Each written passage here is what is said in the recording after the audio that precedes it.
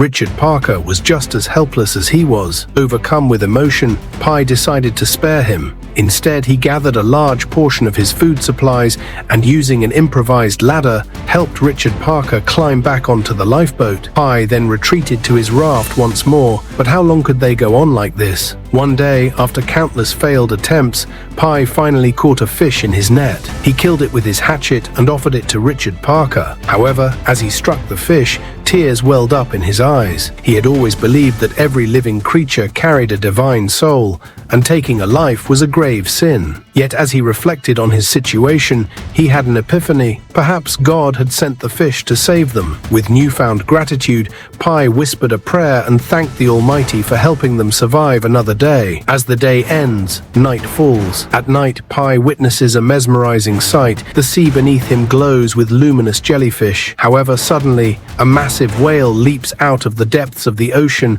and crashes near his raft, overturning it. As a result, all his stored food falls into the water, leaving him completely without supplies once again. The next morning, Pi returns to his boat in search of food. Just then, a flying fish suddenly hits him in the face. He notices that a huge school of flying fish is soaring toward them, and within moments, the entire boat is filled with them. Among them, a large fish also lands on the boat. As Pi tries to grab it, Richard Parker moves aggressively toward him, ready to attack. However, Pi picks up a stick and defiantly asserts that the fish belongs to him.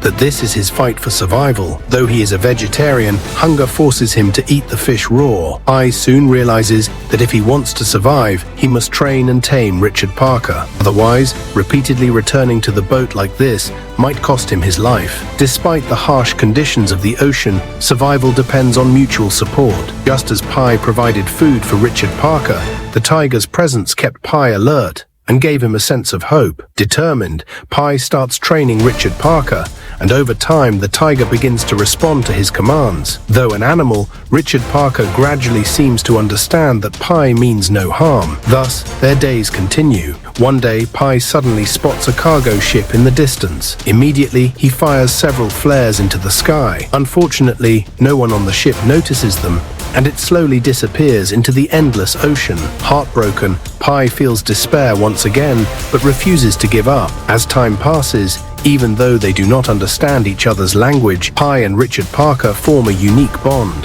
They now spend their days together in the same boat. However, fate does not favor them. One day, a devastating storm approaches.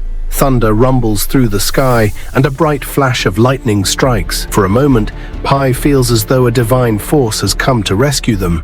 But soon the storm grows even more violent. He notices that as water floods the boat, Richard Parker becomes extremely weak. Seeing this, Pi shouts at the heavens, pleading with the divine, "Why are you tormenting an innocent creature like this? I have already lost my family. I don't want to lose him too." To his astonishment, the storm subsides soon after, and the ocean calms down. Time passes, and both Pi and Richard Parker run out of food. They become severely weak and malnourished. Richard Parker lies in a corner of the boat, starving and dehydrated. Feeling helpless, Pi crawls toward him and gives him a little water to drink. Seeing the tiger in such a pitiful state, Pi breaks down in tears and apologizes, unable to do anything to save him. He looks up at the sky and thinks of his parents and brother, as he has lost all hope of returning home alive. However, the next morning, when Pi opens his eyes, he finds their boat stranded near a mysterious floating island. He steps onto the island and discovers edible plants,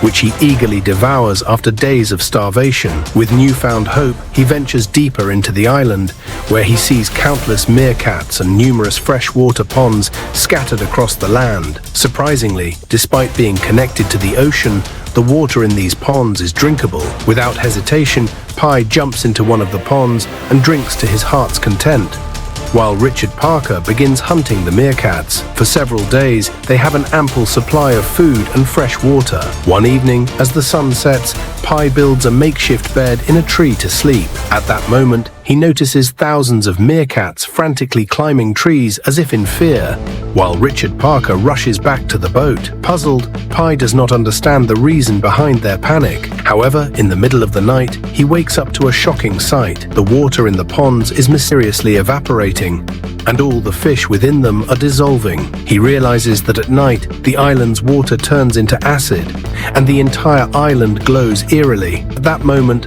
Pi notices a fruit hanging above him. When he opens it, he is stunned to find a human tooth inside. This horrifying discovery makes him realize that the island is far more dangerous than it seemed. During the day, the island's ponds hold delicious fresh water, but at night they turn into deadly acid. The tooth likely belonged to another unfortunate soul, someone who, like Pi, was lost at sea and sought refuge on the island, unaware that it gives during the day but takes everything back at night. The next morning, Pi gathers as much food and water as he can, along with some meerkats for Richard Parker. He could have left Richard Parker behind on the island and escaped alone. By now, he had developed a deep attachment to the tiger. Richard Parker was no longer just an animal to him, he had become a companion.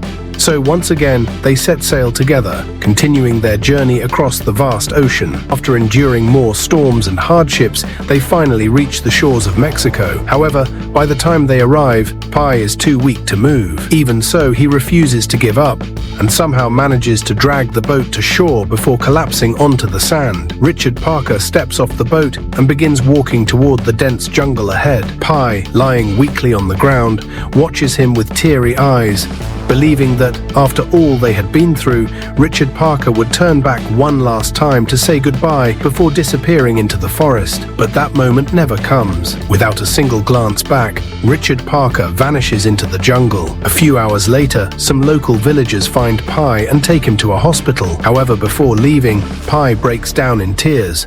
Not because he survived, but because Richard Parker left without a final farewell. The scene then shifts to the present. Pi has been recounting his incredible journey to the writer, his eyes filled with tears. He tells the writer that God was always with him. Had he not found the floating island, he would have perished. Had he not discovered the tooth, he might have stayed on the island forever, only to die from drinking its poisonous waters. But God had guided him at every step.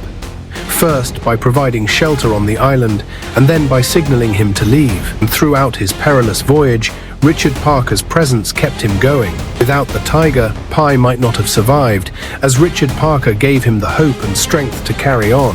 However, the greatest sorrow, Pi says, is when someone leaves without a chance to say a final goodbye. Hearing this, the writer expresses skepticism, finding many aspects of the story unbelievable. Pi then explains that he was the sole survivor of the shipwreck. When he was in the Mexican hospital, 2 investigators from the shipping company visited him, seeking an explanation for the ship's sinking. However, when Pi told them his story, they refused to believe him. So Pi narrated a different version of events, one that seemed more realistic. He then shares this second version with the writer and shows him the medical reports from the hospital.